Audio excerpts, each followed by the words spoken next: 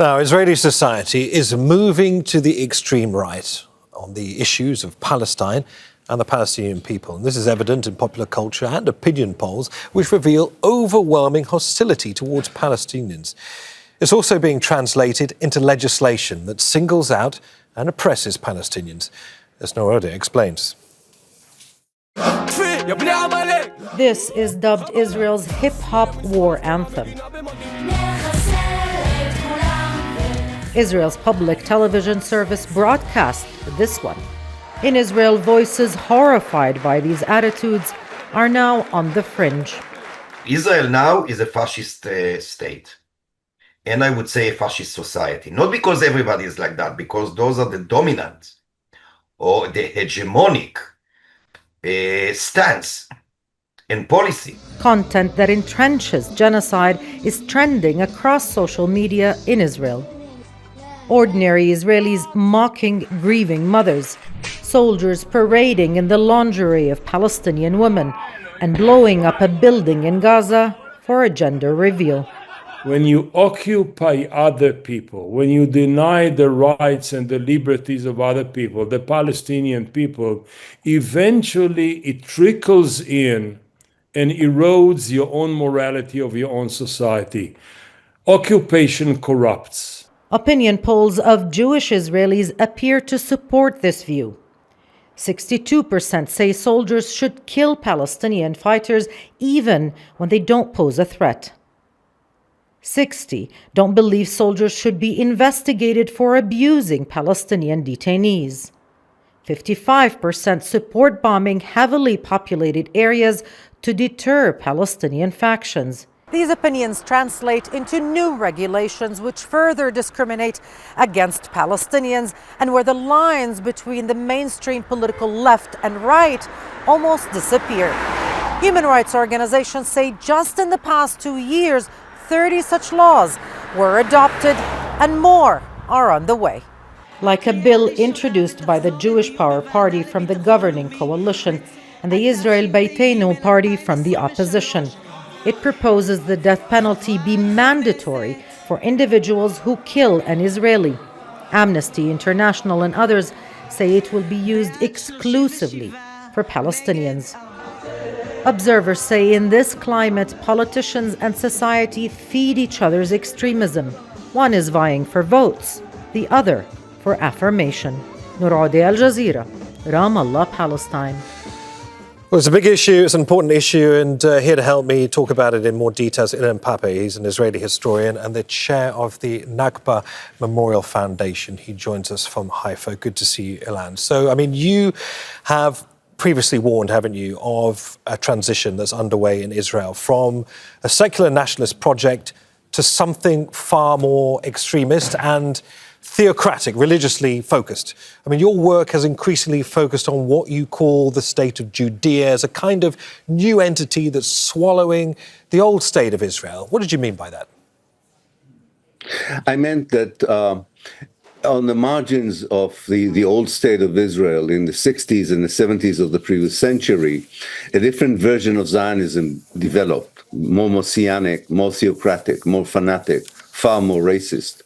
At first it was in the margins, but in this century it moved to the center and dominated first the political scene, then the media, then the security services, the army, and now it is charging forward against the judicial system. This is a mixture of a messianic Zionism, a very strict interpretation of biblical law, and an extreme version of nationalism altogether.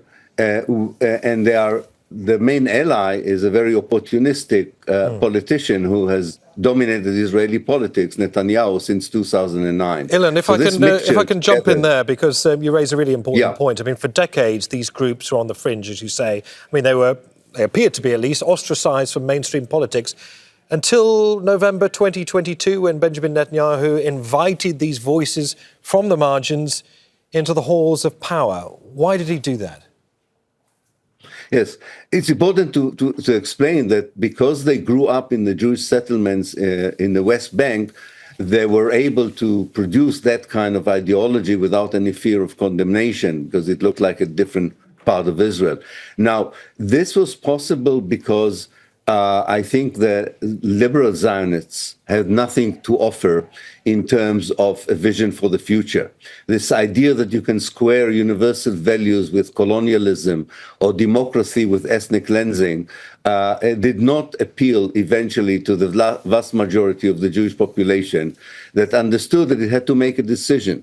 Would you like to live in a democracy or in a Zionist theocracy? The idea of the liberal Zionists that you can have both failed, and therefore I think this explains the very widespread support, unfortunately, in society for having a racist state rather than a democratic state. And of course, as always in these cases, you also appeal to the people who are on the margins in terms of socioeconomic background. They find it as a kind of a mesmerizing idea that might even improve their situation, although, of course, in most cases, it doesn't. In this case, these are particularly sections of the Arab Jewish population, mostly a third generation of Jews who came from North Africa, and they felt always marginalized and discriminated against in the Israeli Jewish society. And this new ideology gives them a sense of superiority, supremacy, if you want, even Jewish supremacy.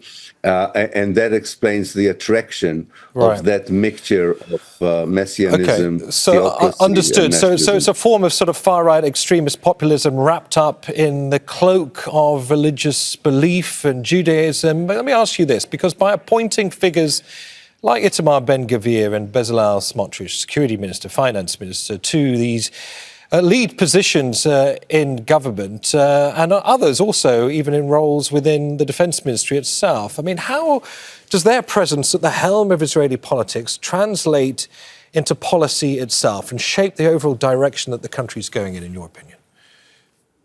It goes in two directions. The first is towards the Palestinians, of course. The change of the conditions of people, of the political prisoners, is one example. Giving a free hand to the vigilantes among the settlers in the West Bank is another. The very harsh genocidal policy in Gaza is, of course, the most important ultimate manifestation of this change, but also in the oppression of the Palestinian citizens inside Israel, and more importantly, giving a free hand to criminal gangs to terrorize life is inside the Palestinian communities inside Israel.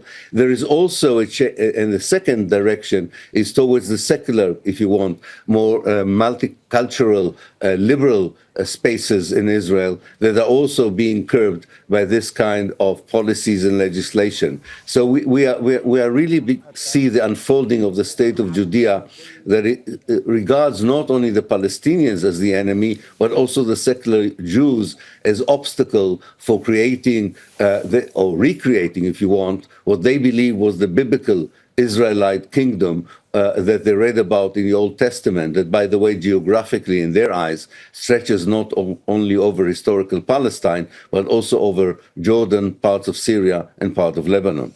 The state of Judea also represents, doesn't it, the total control of the land and the exclusion or removal of the Palestinian people. How codified is that in Israeli government policy? And given that we're not a million miles away from an election in Israel, how do you expect that all to play out, given, judging by the polls, mainstream Israeli society itself as a whole appears to be shifting even further to the right? Well, first, let's say that what we call the State of Israel was very much busy in expropriating land, dispossessing Palestinians. After all, they are the ones who executed the ethnic cleansing of 1948.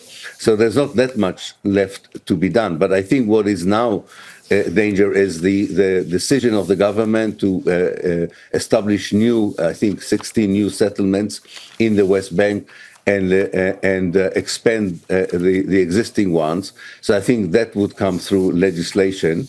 There would be legislation that would not allow any expression of Palestinian identity among the Palestinians in Israel, and there would be even more I would say, absurd excuses for imprisoning people without trial. This is going to be a period up to the elections in which every member of Knesset would try to outdo the other one in showing that through legislation they can translate the wildest dream of how to make Israel a purely racist, ethnic Jewish state without any moral inhibitions and no respect for international law or basic human rights and civil rights. Ilan Pappe, it's been very, very important to hear your thoughts on all of this. Many thanks for your time. Ilan Pappe, Israeli historian and a former politician, joining us there from Haifa. Thank you very much. Don't miss out and get the full picture. Subscribe to Al Jazeera for reliable news and expert insights. Like, share, stay ahead.